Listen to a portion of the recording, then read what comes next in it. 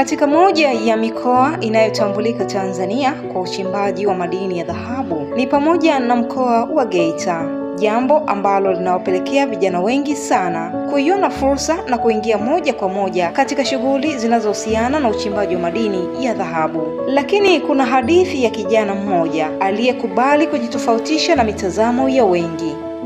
Wakati wengine wakipambana na fursa kwenye madini ya dhahabu, yeye macho yake yalizama katika kina cha ziwa Victoria na kukutana na samaki aina ya sato. Ubongo wake ukaiona fursa ya biashara bora yenye kumwezesha kupanda kiuchumi.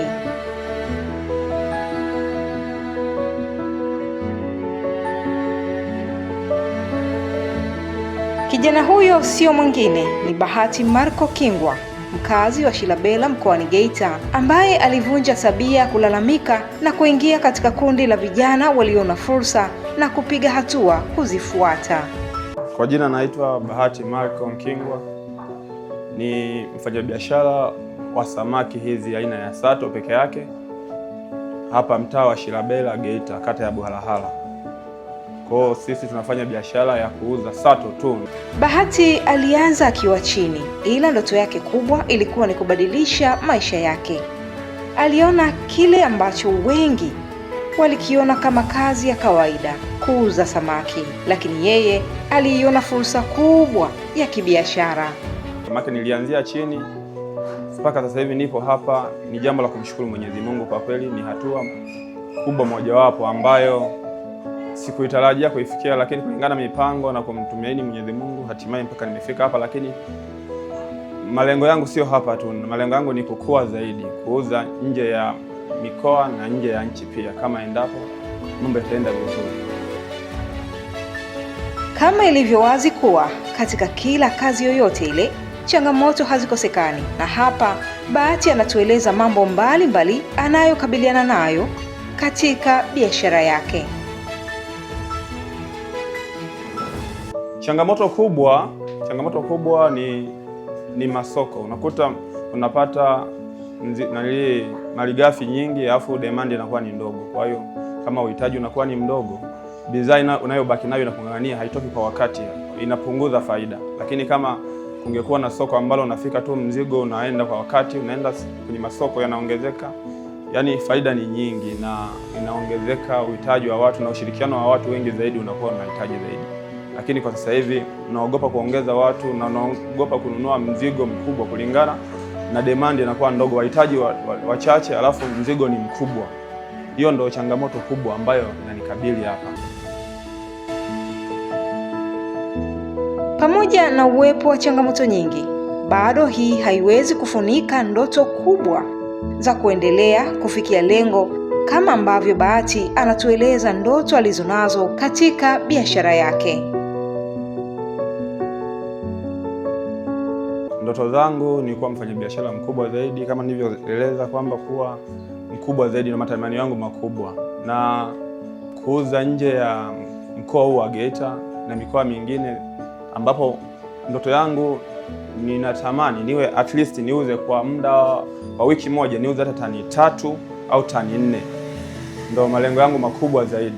Endapo nikifanya hivyo, kwa hiyo mimi nitazidi kukua na nitaajiri vijana wenzangu wengi zaidi ya hawa nilionao. Biashara ya samaki pia inaweza kuwa na wigo mpana katika kuongeza soko la ajira kwa vijana, hasa katika suala zima la usimamizi na usambazaji wa kitoweo hicho muhimu, kama ambavyo Bwana Bahati anavyotanabaisha.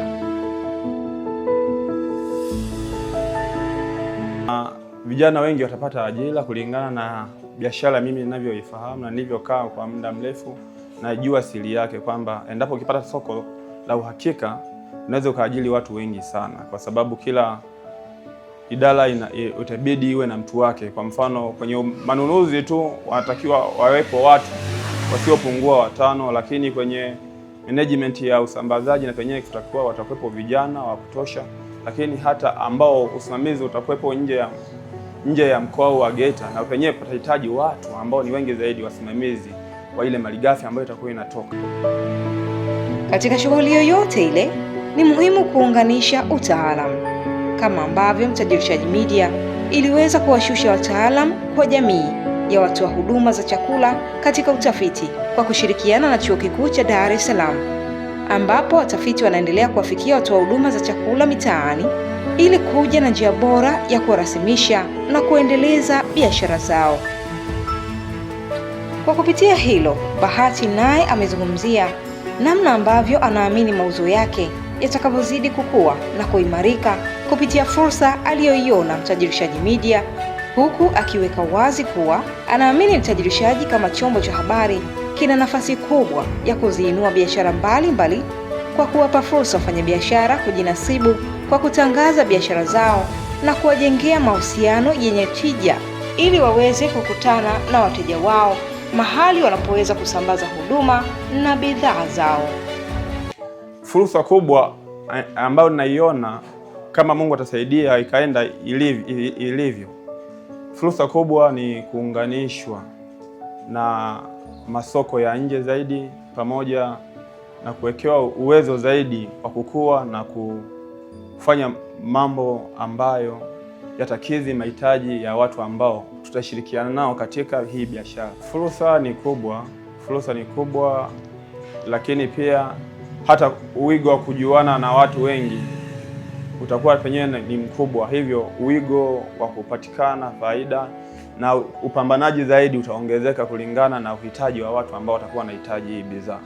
Umuhimu wao wadau kama Mtajirishaji ni mkubwa zaidi, alafu ni bora zaidi ya sisi hapa kuwepo ni zaidi ya wao, kwa sababu wao wakishatushika mkono na wakatuunga na wakatusapoti kwenye masoko mbalimbali, itakuwa ni moja ya fursa moja ambayo ni kubwa sana, ambayo haijawahi kutokea na ambayo tulikuwa tunaitumainia kwa muda mrefu kama sisi vijana tuliojiajiri.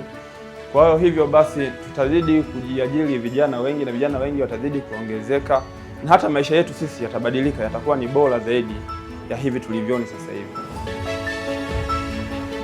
Kwa ujumla, hadithi ya kijana huyu muuzaji wa samaki inaonyesha wazi kuwa mafanikio hayaji kwa bahati, bali kwa juhudi, nidhamu na maono. Kuanzia hatua ya chini kabisa, alithubutu kuona fursa pale ambapo wengine waliibainisha kama kazi ya kawaida, na kwa uvumilivu amekuwa akijenga biashara yake hatua kwa hatua ili aweze kukua kufikia pale anapotamani kufika.